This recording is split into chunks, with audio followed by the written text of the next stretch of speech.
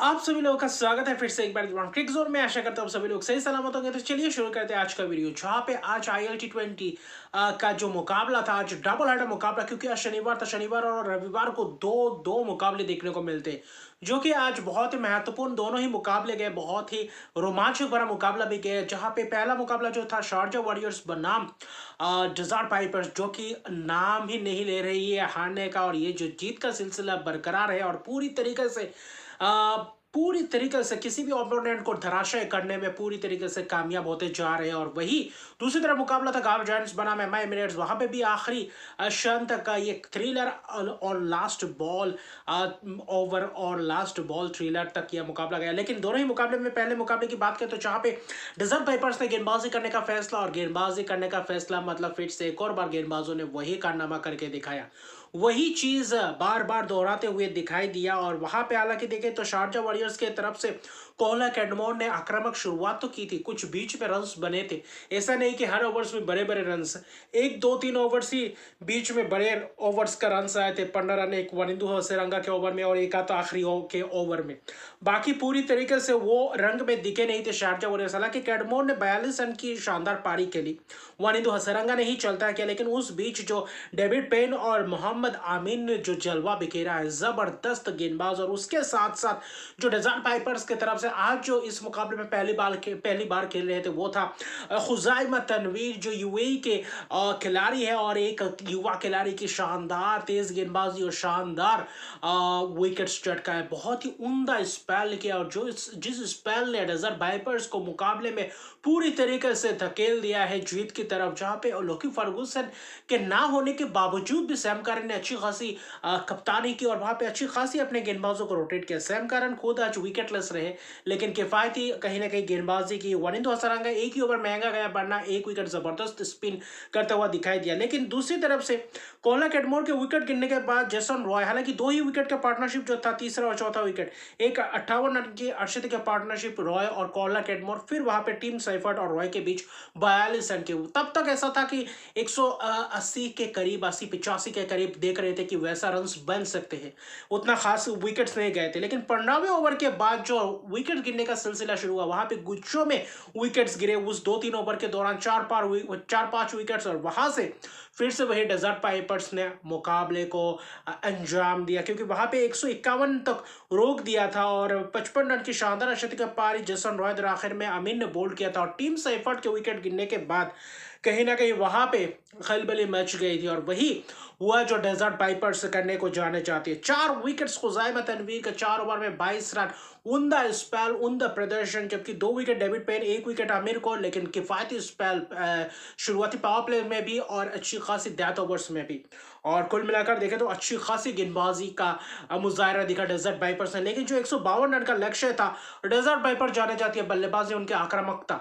और वही आज के आज फकर जमान को जल्दी चलते किया एडम मिलने ने। एडम मिलने ही सिर्फ थे जो शारजा वॉरियर्स की तरफ से 2 ओवर में अच्छी खासी, पहला 2 ओवर तो शांत रहे थे, फिर जो आक्रामक शुरुआत, और उसी एक ही ओवर में, चौथे ओवर में जो एडम मिलने ने गेंदबाजी की, वहां पे ही 2 लगातार विकेट्स गिर गए थे। वरना वहां से ऐसा लग रहा था कि क्या यहां से वापसी कर पाएंगे शारजा वॉरियर्स, लेकिन वो करने नहीं दिया। किसने करने नहीं दिया? एलेक्स हेल्स और सैम करन। जब 24 पे 2 विकेट थे, और वहां से एक मोमेंटम, बीच में एक अच्छी खासी पार्टनरशिप की, और आखिर में तो बस रंग पूरी तरीके से बदल दिए। एक ओवर में जवादुल्ला के ओवर में 14 रन आए, फिर बीच में 7-4-5 रन से करके 10वें ओवर से तो पूरी तरीके से मोमेंटम शिफ्ट कर दिया। मोहम्मद जवादुल्ला के ओवर में 23-19 और 19 रन का ओवर था, जहां पे छक्के और चौकों की 3 लगातार छक्के भी जड़ाए एलेक्स हेल्स ने।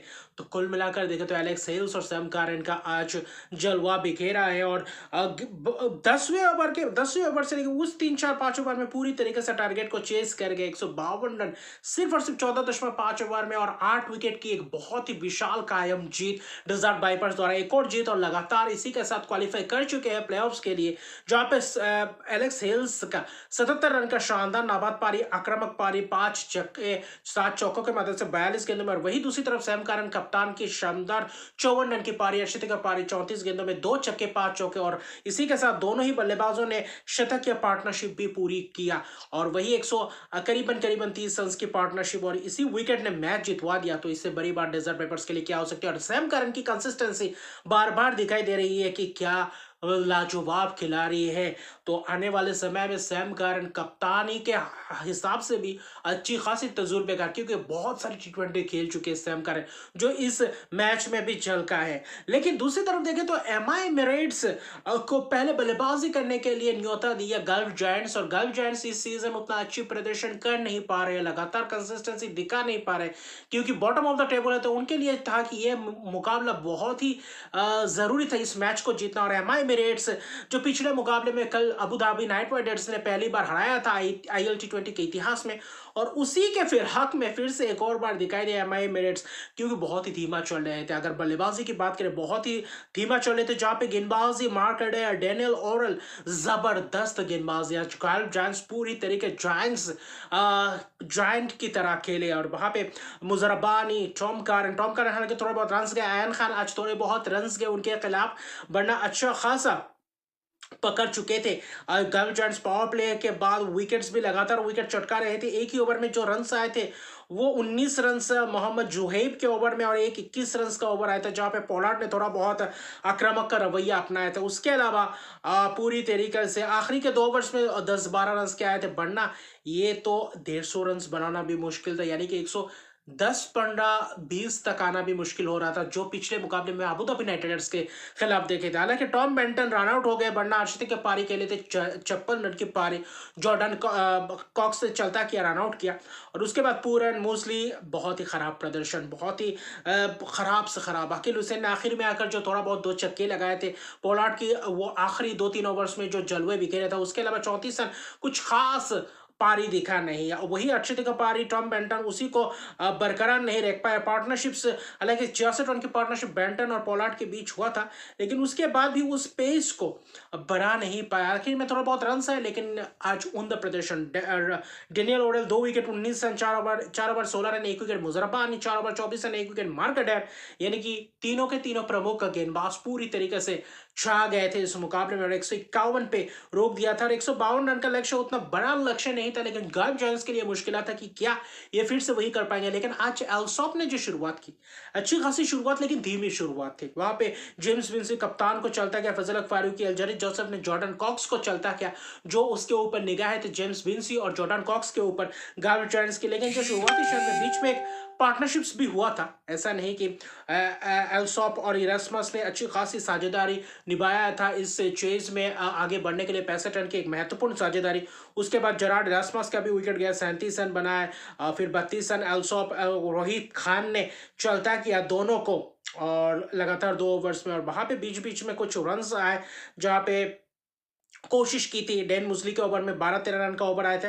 और आज आखिरी वक्त में जो आखिरी 3-4 ओवर था, वहां से मैच का रुख ही कहीं ना कहीं पलट दिया। वहां पे मार्क एडेयर के आखिर में आकर थोड़ा बहुत आक्रामक पारी, 8 गेंदों में 15 रन। आयन खान की जो आखिरी ओवर था डैन मुस्ली को दिया था, 11 रन चाहिए था, उसमें 9 बॉल और वहां पे छक्का, यानी कि 7 रन, और वहां पे सिर्फ और सिर्फ 4 रन चाहिए थे 6 गेंदों में। वहां से आखिरी 4 गेंदों में 2 रन, ऐसे करते करते विकेट भी गया, डॉट भी हुआ। टॉम कारन आखिरी गेंद में 1 रन आकर मोहम्मद जुएब ने यह मुकाबला जिताया, और इसी के साथ गल्फ जायंट्स अपना दूसरा जीत अर्जित करते हुए एमआई एमिरेट्स के खिलाफ एक और लगातार करारा हार, एमआई एमिरेट्स जीत के कगार से वहां पे थे। वहां से गल्फ जायंट्स ने जीत हासिल किया, और फिर से एक और बार 2 विकेट्स की जीत, और बहुत ही रोमांचक सा मुकाबला कर दिया था। हालांकि 2 विकेट्स मोहम्मद रोहित खान की जबरदस्त spell, 4 over 15 run, 2 wicket, 3 wicket Fazal Farooqi ने भी चटकाया, लेकिन कहीं ना कहीं बीच में थोड़ा बहुत रन गया, और आखिर के 3-4 ओवर में वो दिखा नहीं। वो अगर वहां पे कुछ